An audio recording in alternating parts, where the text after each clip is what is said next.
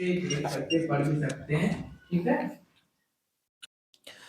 ठीक है ना। तो ये इवन सभी के लिए परफेक्ट क्लास है। कंप्यूटर जो होता है इससे नॉर्मली हम लोग कोई भी अगर हम प्रिपरेशन कर रहे हैं किसी भी चीज का, तो उसमें भी कंप्यूटर से रिलेटेड क्वेश्चंस आते हैं 20 आई थिंक 20 नंबर या 10 नंबर का।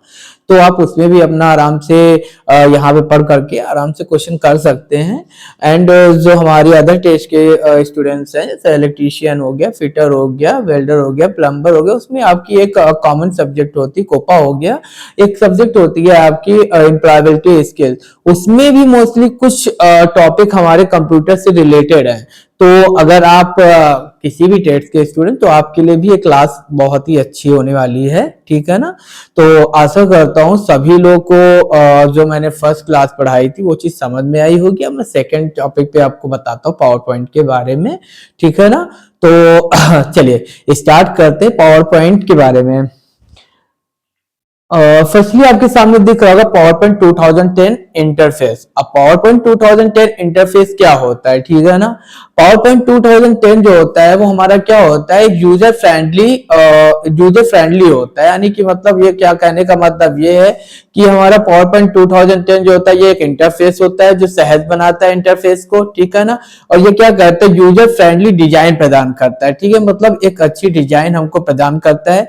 जैसे मुख्य रूप से हमारा कौन कौन से टॉपिक हो गए, वो हमारा रिबन हो गया, बैक स्टेज हो गया, व्यू हो गया, क्विक एक्सेस टूल बार हो गया। ठीक है ना। तो ये सारी चीजें हमारी पावर पॉइंट 2010 इंटरफेस में होती हैं मुख्य रूप से। ठीक है ना। ये फाइल जो होती है होम होता है इसमें। आप जब भी पावर पॉइंट को ओपन करेंगे तो सबसे पहले आपके पास आएगा फाइल। ठीक है ना। जैसे पावर पॉइंट को सिस्टम पे ओपन करेंगे तो सबसे पहले उसपे लिखा होगा फाइल का ऑप्शन, फिर उसके बाद होम होगा, देन उसके बाद इंसर्ट होगा एंड डिजाइन होगा, ट्रांजिशन और एनिमेशन जैसे टैब्स के माध्यम से पेशेवर प्रेजेंटेशन बनाने के टूल प्रदान करता है। मतलब कहने का मतलब ये है कि बेटा जैसे ही हम पावर पॉइंट यूज करते हैं सिस्टम पे या अदर अपने फोन में, तो हमारे पास सबसे पहले क्या क्या चीजें आती है, हमारे पास फाइल आता है। ठीक है ना। फिर होम आता है। ठीक है ना। फिर उसका इंसर्ट आता है, फिर उसमें डिजाइन आता है, फिर ट्रांजिशन आता है और एनिमेशन जैसे टैब्स आते हैं। ठीक है ना। जो क्या करता है, टूल प्रदान करता है, मतलब प्रेजेंटेशन बनाने में सहायक टूल प्रदान करता है। ठीक है ना। तो आशा करता हूँ कि पावर पॉइंट 2010 इंटरफेस आपको समझ में आ गया होगा। नॉर्मली ये सारी चीजें हैं। ठीक है ना। इसमें मोस्टली आपको ये चीज ध्यान रखना है कि हमारा जो पावर पॉइंट 2010 है ये एक इंटरफेस मतलब सहज इंटरफेस प्रदान करता है और यूजर फ्रेंडली होता है। ठीक है ना। इसमें हमारे पास रिबन हो गया, बैक स्टेज हो गया और व्यू होता है और क्विक एक्सेस टूल बार शामिल होते हैं। ठीक है ना। हम देखते हैं नेक्स्ट स्लाइड में। नेक्स्ट स्लाइड आपका डायग्राम दिख रहा होगा आपको, थोड़ा सा जूम। अब आपको दिख रहा होगा साफ साफ शब्दों में कि हमारे पास जो जब भी हम कंप्यूटर सिस्टम पे बैठेंगे, जैसे ही हमारे पास मैं पावर पॉइंट को ओपन करूंगा, तो पावर पॉइंट जैसे ओपन करूंगा तो उसपे सबसे पहले आपका आएगा एक एरो टाइप का। ठीक है ना। तो हमारा क्या होता है, कोई एक्सेस टूल बार होता है एंड देन उसके नेक्स्ट टॉपिक पे जाएंगे तो वहां पे हमारा टाइटल बार होता है, मतलब कौन से टाइटल पे हम यूज करना चाहते हैं। उसके बाद टैब्स होते हैं, टैब्स यानी व्यूज होते हैं। फिर कंट्रोल बटन्स होता है कि हम उससे कंट्रोल कर सकते हैं। तो उसके नीचे है रिबन। ठीक है ना। एडिटिंग, हम कैसे एडिट कर सकते हैं वो भी ऑप्शन रहता है। एंड जूम कंट्रोल है। Zoom control in the sense कहने का मतलब है कि हमको अगर जूम करना है, जूम इन करना, जूम आउट करना, तो प्लस माइनस ऑप्शन रहता है। कंट्रोल प्लस से करेंगे, कंट्रोल माइनस से करेंगे। ठीक है ना। या हमारे पास सिस्टम पे नीचे ही लिखा रहता है प्लस एंड माइनस, तो प्लस माइनस कर करके जूम को बढ़ा भी सकते हैं, जूम को मतलब घटा भी सकते हैं, बढ़ा भी सकते हैं। ठीक है ना। व्यू टैब होता है। ठीक है। नोट्स एरिया होती है जहां पे हम टॉपिक को नोट्स करते हैं। एंड नेक्स्ट उसके बगल में स्टेटस बार हो गया। फिर स्लाइड पेन होता है, यानी स्लाइड पेन होता है जिससे हम क्या करेंगे, जिस स्लाइड को हमको चॉइस करना तो नीचे से इसको अपना घसीटेंगे या फिर उसको ऐसा करेंगे, अंडरलाइन करेंगे। ठीक है ना। हमको सेकंड स्लाइड पे जाना तो सेकंड स्लाइड, थर्ड पे जाना तो थर्ड, ऐसा करके स्लाइड पेन होता है। फिर आउटलाइन टैब होता है, इसमें एक आउटलाइन टैब होता है। स्लाइड टैब होता है, स्लाइड टैब करने का मतलब कि जितनी भी स्लाइड हमको लेना वो सारी इसमें विजिबल रहती हैं। तो ऐसा करता है पावर पॉइंट 2010 जो विंडो है ये भी आपको समझ में आएगा, कुछ ऐसे ही आपको दिखेगा जब आप कंप्यूटर सिस्टम पे वर्क करेंगे, प्रेजेंटेशन बनाएंगे पावर पॉइंट पे। ठीक है। तो सारी चीजें आपको ऐसे ही विजिबल होने वाली हैं। तो आई थिंक आपको बच्चे समझ में आ गया होगा। नेक्स्ट हम स्लाइड पे बढ़ते हैं। तो स्लाइड जो हमारी अगली है वो है पावर पॉइंट 2010 इंटरफेस के प्रमुख भाग। यानी हमारा जो पावर पॉइंट 2010 है, इसमें कुछ इंटरफेस के प्रमुख भाग है, वो कौन कौन से हैं? हमने फर्स्ट आपको बताया रिबन, दूसरा हमने बैक स्टेज व्यू बताया, तीसरा हमने क्विक एक्सेस टूल बार बताया। अब रिबन क्या होता है? रिबन क्या होता है? यह एक हिसाब से हम ये कह सकते हैं, रिबन जो हमारा क्या करता है कि किसी चीज को इवन हम ये बता सकते हैं, रिबन क्या होता है कि एडिटिंग करना, ठीक है ना, एडिटिंग करना कि हम उसमें इंसर्ट कर सकते हैं या डिजाइन डाल सकते हैं, तो ये सारी चीजें हमारी क्या तो रिबन के अंतर्गत आती है, ठीक है ना। अब रिबन हम देखते क्या, तो यह ऊपर का मुख्य क्षेत्र है जहां विभिन्न कार्य से इंसर्ट किया जा सकता है, डिजाइन लाया जा सकता है, अलग अलग टैब में व्यवस्थित होते हैं, ठीक है ना। नेक्स्ट पॉइंट की तरफ हम बढ़ते हैं, तो हमारा नेक्स्ट पॉइंट है बैक स्टेज व्यू। अब बैक स्टेज व्यू क्या होता है? बैक स्टेज व्यू मतलब ये करने का मतलब ये है कि जब हम फाइल को ओपन करते हैं तो वहां पे हमारे पास क्या कुछ चीजें आती है, जैसे हमको फाइल को प्रिंट करना है, वो चीजें आती है, खोलना होगा तो हम वो करेंगे, या शेयर करना है, तो ये सारी चीजें हमारे पास ओपन हो जाती है, ठीक है। तो ये हमारा क्या होता है? ये हमारा बैक स्टेज व्यू होता है। ऐसा कर तो बैक स्टेज व्यू क्या होता है कि जैसे ही हम पावर पॉइंट पे वर्क करेंगे, ठीक है ना, तो हमारे पास सबसे पहले ऑप्शन आएगा फाइल, ठीक है ना। तो फाइल को हम जैसे ही क्लिक करेंगे तो उसमें आपके पास कुछ चीजें होंगी जो ओपन होंगी। चीजें कौन कौन सी होंगी? आपको फाइल होगा, ठीक है ना, मतलब किस नाम से हम फाइल को सहेजना चाहते हैं वो सारी चीजें सेव एज करके, एंड उसके बाद प्रिंट करने का ऑप्शन आएगा कि हमको फाइल को प्रिंट कैसे करना है, फिर उसके बाद खोलना है सारा, मतलब हमको फाइल को ओपन कैसे करना है, ठीक है ना। तो इस कहने का मतलब सेव का ऑप्शन रहेगा, शेयर का ऑप्शन रहेगा एंड प्रिंट का ऑप्शन रहेगा, किसमें आएगा? बैक स्टेज व्यू में, ठीक है ना। तो देखते हैं बैक स्टेज व्यू क्या होता है। फाइल टैब पर क्लिक करने पर खुलता है जो हमारा बैक स्टेज व्यू होता है। हम फाइल टैब पर क्लिक करेंगे तो ये हमारा क्या होगा? ओपन होगा, ठीक है, जहां से आप फाइल को सहेजेंगे या प्रिंट करेंगे या खोलेंगे या साझा करेंगे, ठीक है, सेव करेंगे, शेयर करेंगे या प्रिंट करेंगे, जैसे विकल्प चुन सकते हैं।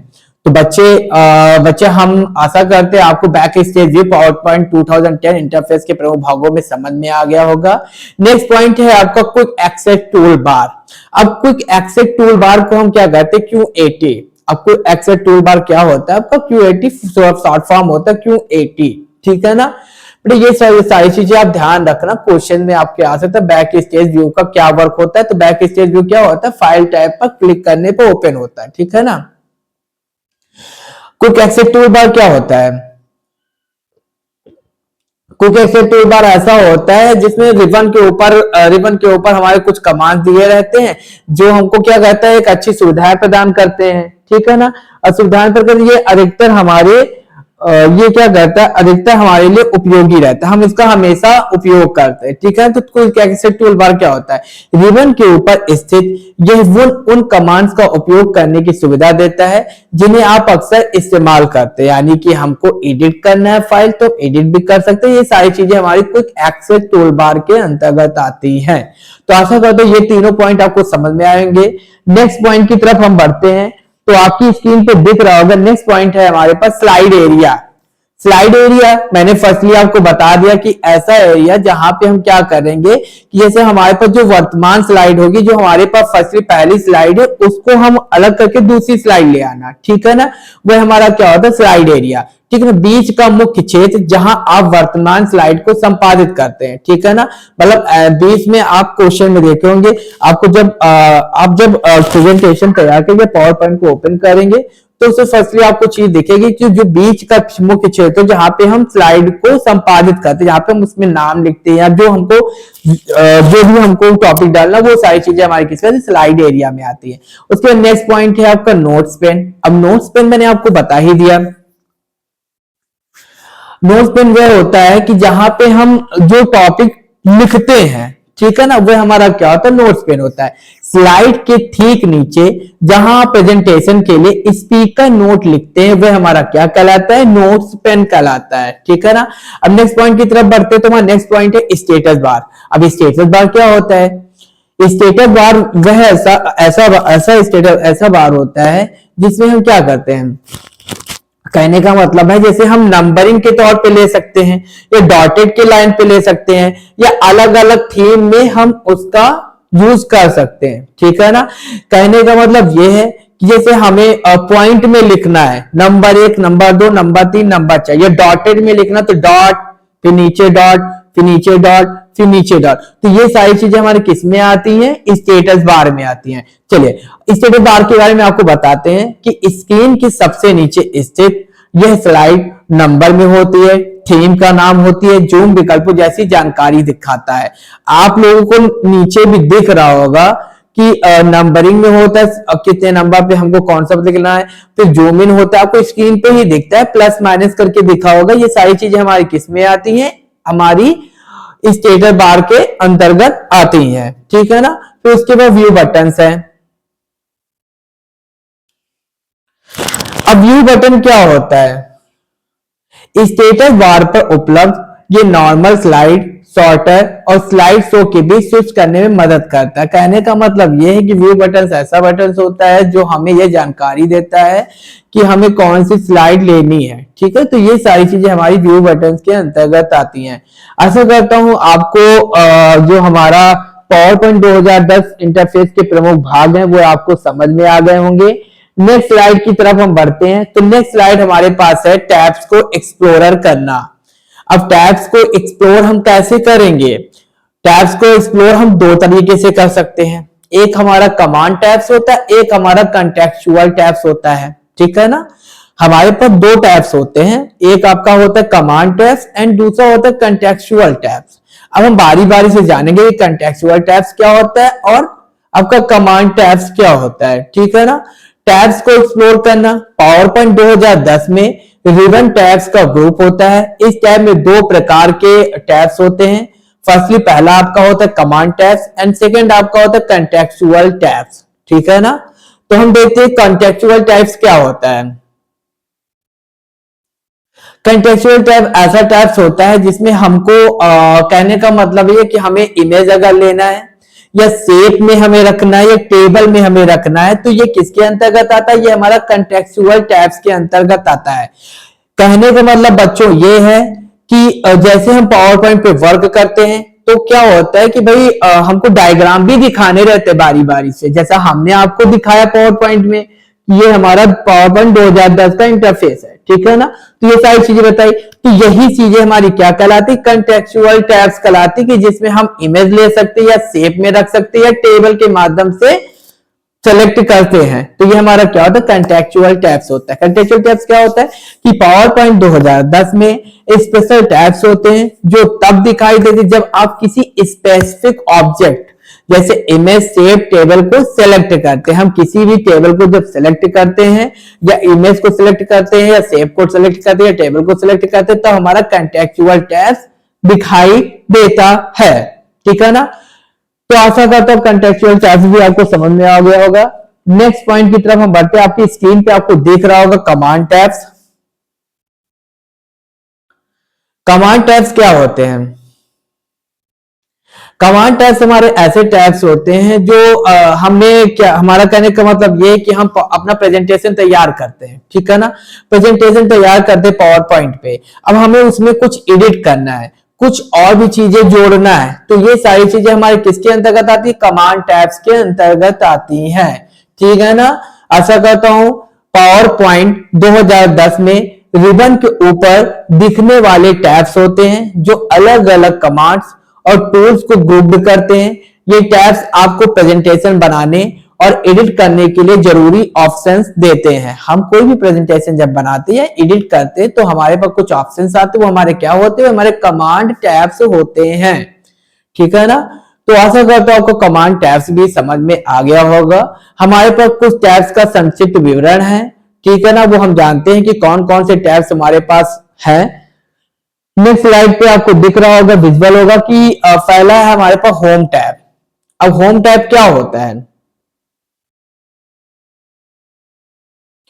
होम टैब में हमारे पास क्या क्या चीजें होती है? जैसे हमें फाइल को सेव करना है, ये ऑप्शन रहता है, शेयर करना है, ये ऑप्शन रहता है, हमें उसको प्रिंट करना, तो ये सारी चीजें हमारी होम टैब के अंतर्गत आती है। होम टैब में हम देखते हैं जब इस टैब पर क्लिक करते हैं तब यह टैब एक्टिव होता है। जैसे ही हम पावर पॉइंट पे वर्क कर रहे हैं तो हम क्या करेंगे? पावर पॉइंट पे जैसे हम होम टैब पे क्लिक करेंगे, ठीक है ना, होम टैब पे जैसे हम क्लिक करेंगे तो हमारे पास कुछ ऑप्शंस आ जाएंगे, कुछ डॉक्यूमेंट के कंटेंट आ जाएंगे जो क्या करता है, कार्य करने से संबंधित होती है, कार्य करने में हमारे लिए अच्छी तरीके से विजुअल होते हैं, ठीक है ना। तो ये हमारी क्या आती है, होम टैब होती हैं, ठीक है ना। नेक्स्ट टॉपिक की तरफ बढ़ते हैं, नेक्स्ट स्लाइड की तरफ। आपकी स्क्रीन पे आपको दिख रहा होगा कुछ इस प्रकार का होता है होम टैब, ठीक है ना। होम टैब आपका कुछ इस प्रकार होता है, यहां पे आप देख लीजिए हमारे पास ऑप्शन होता है, पेस्ट होता है, लेआउट होता है, रिसेट होता है, डिलीट होता है, न्यू स्लाइड होता है। कुछ हमारे पास ऐसे हमको होम टैब पे विजिबल होती हैं चीजें, ठीक है ना। नेक्स्ट स्लाइड की तरफ हम बढ़ते हैं। नेक्स्ट स्लाइड है होम टैब्स के ग्रुप। हमारे पास होम टैब्स के कुछ ग्रुप होते हैं, हमने आपको पहले ही बता दिया था कि हमको कट करना है, कॉपी करना, पेस्ट करना, ये होम टैब्स के अंतर्गत आते हैं क्लिपबोर्ड में, ठीक है ना। फिर स्लाइड्स आता है, हमें न्यू स्लाइड लेना है या स्लाइड आउट लेना है, तो ये सारी चीजें हमारी होम टैब्स के ग्रुप होते हैं। फिर फॉन्ट होता है, फॉन्ट स्टाइल में लेना है या साइज में लेना है, कलर में लेना है। तीसरा है पैराग्राफ, अलाइनमेंट में पैराग्राफ लेना है या बुलेट्स में लेना है या नंबरिंग में लेना है। फिर ड्राइंग में आता है तो सेव्स होता है, अरेंजमेंट होता है। होम टैब्स के ग्रुप कौन कौन से होते हैं, कहने का मतलब ये है कि हमें अगर कोई भी टॉपिक हमने लिया उसे कट करना है, कॉपी करना है या पेस्ट करना है, तो ये क्लिपबोर्ड के अंतर्गत हमारे होम टैब्स के ग्रुप हो गए। दूसरा है स्लाइड्स, अब हमको नई स्लाइड लेना है या स्लाइड लाउट लेना है, तो ये हमारे स्लाइड्स के अंतर्गत आ गई, ठीक है ना।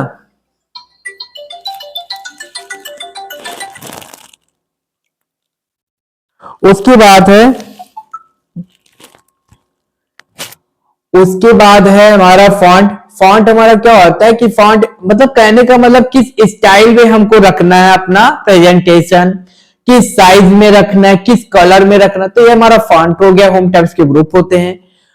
थर्ड फोर्थ पॉइंट है पैराग्राफ। अब पैराग्राफ अलाइनमेंट में लेना है, जैसे मैंने आपको बताया डॉटेड में, नंबरिंग में 1 2 3 या स्टार्स में, बुलेट्स में, तो ये सारी चीजें हमारी पैराग्राफ के अंतर्गत आती है, हमें किस टैब्स में किस माध्यम से रखना है, ठीक है ना। फिर ड्राइंग आ गया, यानी शेप्स, अरेंजमेंट, हमको किस शेप्स में रखना है, किस अरेंजमेंट में रखना है, ठीक है ना। तो ये सारी चीजें हमारी जो होती हैं वो हमारी होम टैब्स के ग्रुप के अंतर्गत आती हैं, ठीक है ना। अब नेक्स्ट स्लाइड की तरफ हम बढ़ते हैं। तो हमारे पास जो नेक्स्ट स्लाइड है आपकी स्क्रीन पे आपको दिख रहा होगा इंसर्ट टैब। अब इंसर्ट टैब क्या होता है, इंसर्ट टैब आपका ऐसा टैब होता है जो हमारे पावर पॉइंट 2010 में ऑब्जेक्ट्स और मीडिया को स्लाइड में जोड़ने के लिए होता है। इसमें ये ऑप्शंस होते हैं, कुछ ऑप्शंस होते हैं, जैसे मैंने आपको फर्स्टली होम टैब में बताया वैसे मैं आपको इंसर्ट टैब में भी बताऊंगा। इंसर्ट टैब में हमारे पास टेबल्स होता है, ठीक है ना। दूसरा हमारा इमेजेस होता है, तीसरा हमारा इलेक्ट्रेशंस होता है, तीसरा चौथा हमारा लिंक्स होता है, फिफ्थ हमारा टेक्स्ट होता है, सिक्स्थ हमारा मल्टीमीडिया होता है। अब हम टेबल्स में देखते हैं कि टेबल्स के अंतर्गत कौन कौन से वर्क आते हैं।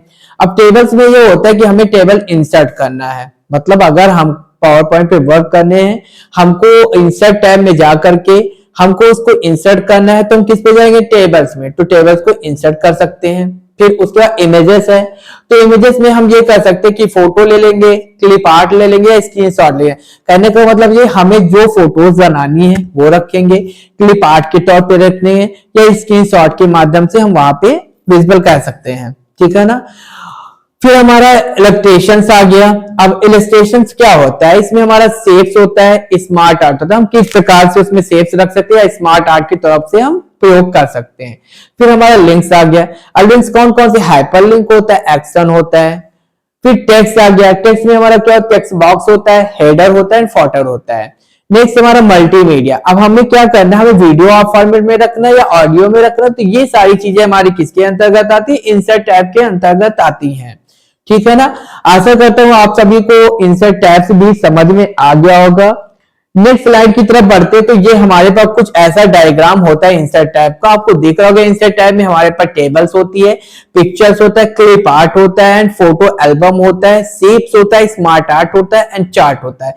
ये सारी चीजें हमारे पास विजिबल रहती है। जैसे हम इंसर्ट टैब पर क्लिक करेंगे तो कुछ चीजें हमारे पास उपस्थित हो जाएंगी। इससे हम क्या कर सकते हैं, टेबल में ले सकते हैं या पिक्चर्स में ले सकते हैं, कौन कौन सी पिक्चर्स हमको यहाँ पे कलरफुल में रखनी, वो सारी चीजें। क्लिप आर्ट भी रख सकते हैं, फोटो एल्बम में मतलब कि कौन सी इमेजेस हमको रखनी, तो ये सारी चीजें हमारी इंसर्ट टैब के अंतर्गत आती है। नेक्स्ट स्लाइड की तरफ बढ़ते हैं तो हमारे पास जो नेक्स्ट स्लाइड है वह है आपकी डिजाइन टैब। अब डिजाइन टैब क्या होता है? डिजाइन टैब आपका होता है जैसे हम अपनी कोई स्लाइड का प्रयोग, कोई स्लाइड्स हम यूज करते हैं, क्या उसमें डिजाइन डाल सकते हैं, कलरफुल डिजाइन ले सकते हैं या ब्लैक एंड व्हाइट डिजाइन ले सकते हैं। तो ये सारी चीजें हमारी डिजाइन टैब होती हैं। इसमें हमारे पास 3 ग्रुप होते हैं, एक आपका पेज सेटअप होता है, दूसरा आपका थीम्स होता है, तीसरा आपका बैकग्राउंड होता है। कहने का मतलब हमको किस डिजाइन में प्रेजेंटेशन को शो ऑफ करना, किस डिजाइन में प्रेजेंटेशन को हमें आगे दिखाना है लोगों को, ठीक है ना। यानी किस तरह से हम आकर्षित कर सकते हैं मतलब जो हमको देख रहे हैं या हमको जो सुनना चाहते हैं वे हम उनको अपना प्रेजेंटेशन किस हिसाब से अपनी तरफ उनको आकर्षित कर सकते हैं, ठीक है ना। तो इस प्रकार से हमारा डिजाइन टैब होता है। डिजाइन टैब पर क्लिक करने पर डिजाइन से संबंधित विकल्प प्रदर्शित होते हैं जिससे यूजर अपनी स्लाइड में डिजाइन डाल सकते हैं। इसमें 3 ग्रुप